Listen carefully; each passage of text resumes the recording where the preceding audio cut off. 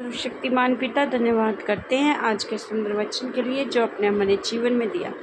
मिश्र होने दे आज का वचन हर एक के जीवन में बड़ी बरकत को लेके आए, हर एक को शिव और चंगाई दे पिता, हर एक के जीवन को दिल को बदले परमेश्वर, हर एक को अपने वचनों और सामर्थ से भरे परमेश्वर, हर एक के आत्मिक कान और आँखों को खोले परमेश्वर, दया करें प्रभु। यीशु नाम से मांगते हैं, आमीन।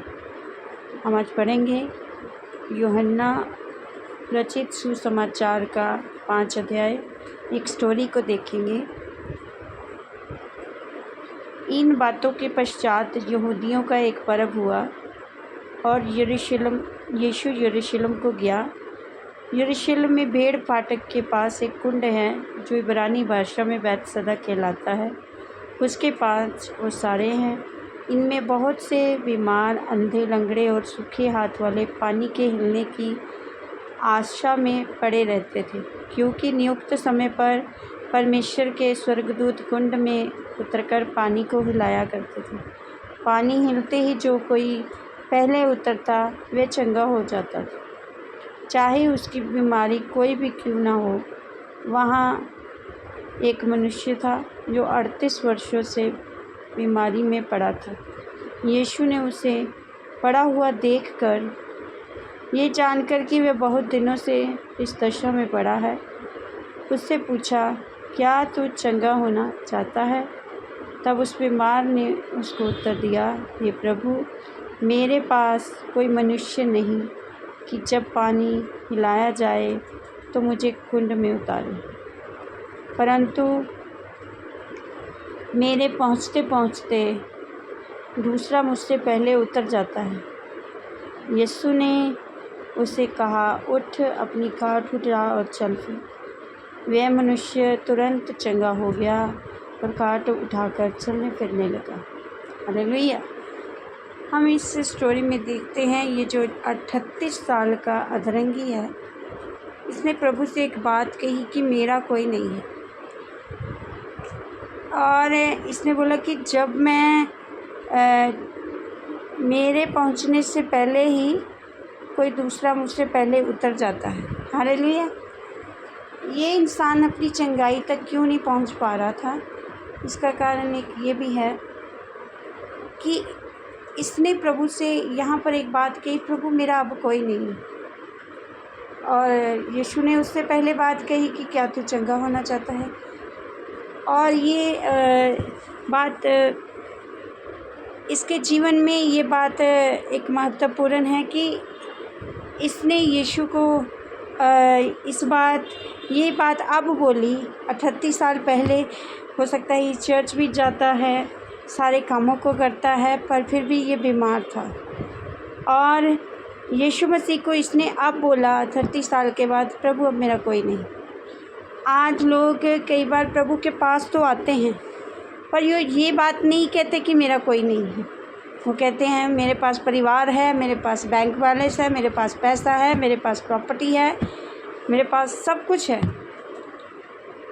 पर जब इंसान ये कहेगा कि यीशु मेरे पास है, तो वो प्रभु उसको अद्भुत रीति से चंगाई देते हैं। इसी तरह जब परमेश्वर का वचन हमारे बीच में आता है, लोग उस वचन को रिसीव नहीं करते, लेते नहीं हैं, उनसे पहले ही कोई और वचन को रिसीव कर लेता है और चंगा हो जाता है। और आज वो कौन से मनुष्य हैं, वो कौन सी चीज़ें हैं जिनकी वजह से हम प्रभु से चंगाई नहीं ले पा रहे? वो यही है, हमारा अहम है, हमारा पैसा हो सकता है, हमारा परमेश्वर से ज़्यादा लोगों पर विश्वास हो सकता है। इन चीज़ों को अगर साइड पर रखकर प्रभु से कहेंगे, प्रभु नहीं, पहले तू ही है, हमारा कोई नहीं है तेरे सिवा, यानी कि हमारे जीवन में फर्स्ट प्रेफरेंस जो है प्रभु यीशु की होगी, तो हम किसी भी रोग से पीड़ित क्यों ना हो। आत्मा में ये अधरंगी था, शरीर में हो सकता ना हो। आत्मा के अधरंगी लोग आज प्रभु में सब कुछ कर रहे हैं, मगर वो आत्मा में हील नहीं हुए, आत्मा में चंगाई नहीं पाई उन्होंने, और आज आत्मिक रीति से परमेश्वर पर चलने नहीं पा रहे। इसलिए आज हमें ये वचन, ये स्टोरी ये बताती है कि आज हमें प्रभु से बोलना है, प्रभु मेरा कोई नहीं है। क्योंकि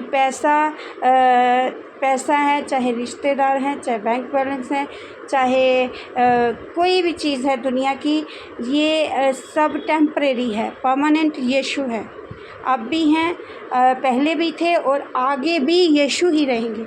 अगर हम ये कहते हैं प्रभु हमारा कोई नहीं है, तो आज जैसे 38 साल से बीमार, चाहे वो शरीर में बीमार था चाहे आत्मा में, प्रभु ने उसे कहा चल फिर, और वहाँ लिखा है वो झट से उठा और चलने फिरने लगा। यहाँ वे मनुष्य तुरंत चंगा हो गया और अपनी काट उठाकर चलने फिरने लगा।